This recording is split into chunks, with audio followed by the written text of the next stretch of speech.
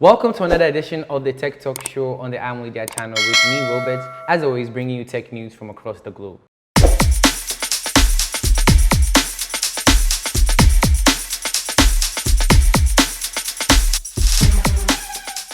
For our first story, we are talking about deepfake technology. Now, deepfakes are audios, recordings, videos, which are set to impersonate other people. Due to the increasing threats of deepfakes, the FTC, that's the Federal Trade Commission, is expanding its current ban on impersonating businesses and governments and agencies to include impersonating individuals. This case is because fraudsters are using deepfakes or AI to impersonate people, and this has spiked, right? The precision with which people are able to impersonate others, especially with voice cloning, is at an all-time high. And so the FTC chair, that's Lina Khan, said in a press release, with voice cloning and other AI-driven scams on the rise, protecting Americans from impersonator fraud is more critical than ever.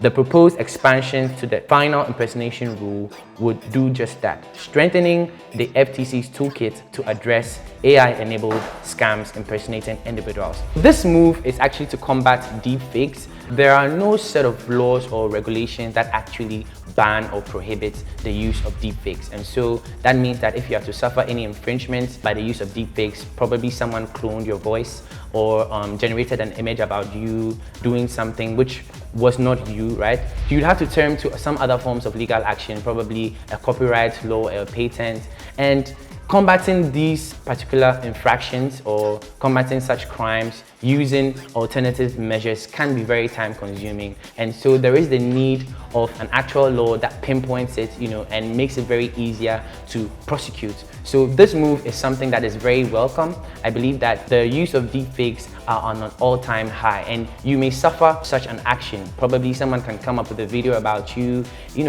A lot of celebrities have suffered this, right? There are porn videos that have been released with us seeing certain celebrities, and it actually wasn't them. This can cause a lot of damage to people's, reputation, and so such a move is surely welcome. The combat on global warming is on, and one of the ways we can curtail carbon emissions, and its effect on the environment is the introduction of electric vehicles. But the transition to electric vehicles will take longer than we expected. Here's why. EV sales are slowing globally, but experts still say that there is room for optimism. This year alone, headlines about electric vehicles have not been particularly positive, despite the world's efforts to move away from fossil fuels, which contributes to global warming and causing disastrous climate change. We can all see how Harmattan seems not to be going away. Today they say it's Harmattan, tomorrow they say it's air pollution. So there is a lot of damage being done to our environment, obviously. EV manufacturers are struggling to convince people to switch to greener vehicles. Ford has announced that it will stop production of their F-150 Lightning, while General Motors has ceased sales of its electric SUV due to software issues and delayed production of 3 other electric vehicles. Polestar, which is a Chinese-Swedish electric automaker, recently cut staff, citing challenging market conditions, and even the rental company Hertz is reducing its electric fleet. Meanwhile, car buyers are sending mixed signals about their willingness to buy electric vehicles. So the switch to using electric vehicles isn't actually an easy one, and they don't even make it easy for us because electric vehicles are still very expensive to use. If you're somewhere in Nigeria, I don't advise that you buy an electric vehicle because they don't get lights safe. So this is a very worrying thing. Of course, global warming is something that we should all be concerned about, but the thing is that we cannot afford the electric cars. And practical use of electric vehicles isn't possible in some areas such as Ghana and Nigeria, like I've said. So the switch to electric vehicles isn't actually an easy one. The vision of having people using electric vehicles would take much more time than we should expect. Let me know from you, would you like to buy an electric vehicle? Do you think it's actually possible to be able to use an electric vehicle here in Ghana or somewhere else in Africa without any worries, without any ease? Would you be able to charge your electric vehicle where you stay? MTN has received a serious boost from Mastercard for its fintech agenda with a whopping $200 million investment.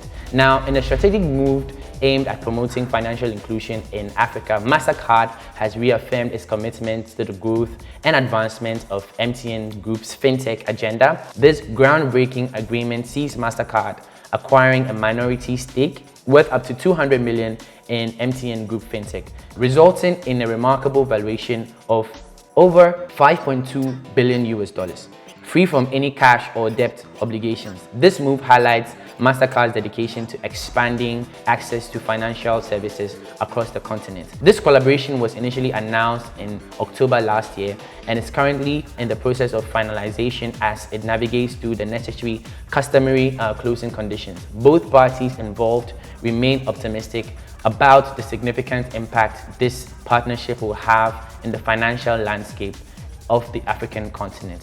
Now, MTN has really done phenomenally well to improve financial inclusion and the access to financial services in Ghana and across Africa. I mean, some people's grandmothers owned Momo accounts even before they opened a Facebook account. So this just shows the impact that MTN and other telcos have had on financial inclusion or the availability of financial services in Ghana. I believe that such an investment will also boost MTN's accelerator programs. MTN has some accelerator programs that it actually invites software developers, young people who have brilliant, fintech ideas that will revolutionize, financial technology in general. This will help MTN make its financial products more secure, costless, have better efficiency, especially in approval rates and enhanced customer experiences and more. So I think you should expect more from MTN, especially in terms of financial technology, financial services, with this huge boost. Starlink, which is a satellite internet service by SpaceX. I know if you hear SpaceX, it's synonymous to Elon Musk. Their services have been terminated in South Africa, and here's why. According to a report from My Broadband, a number of Starlink users who rely on Star South Africa to manage their accounts have voiced their concerns about experiencing a period of downtime. This issue has prompted frustration among users who rely on the service for their connectivity needs. In addition, Starlink has reported that resellers are in violation of its terms of use and copyrights by using the Starlink logo for their marketing. Starlink has issued an order for these resellers to cease all unauthorized sales immediately. Starlink is not an affordable service. It's actually super expensive to use. Although it's a brilliant technology, with Starlink, you can actually access internet services anywhere you are because of the use of satellite. But it's not cheap. Starlink internet costs about $110 per month with a $599 one-time equipment fee. Aside that, Starlink is operating in South Africa without a license, and I believe in Ghana as well. Starlink doesn't have a license to offer its services to Ghanaians. So if you own a Starlink device, it's actually criminal because their operations within this country or elsewhere in Africa is illegal. As usual, I'm not going to leave you without giving you some tech tips. So on today's how-to, I'm going to be teaching you how to turn on WhatsApp two-factor authentication on your device. So first off, open your WhatsApp. Go to settings, head to accounts, and then go to two-step verification. Tap enable, then choose a 6-digit PIN and provide an email address or a PIN recovery. That's it.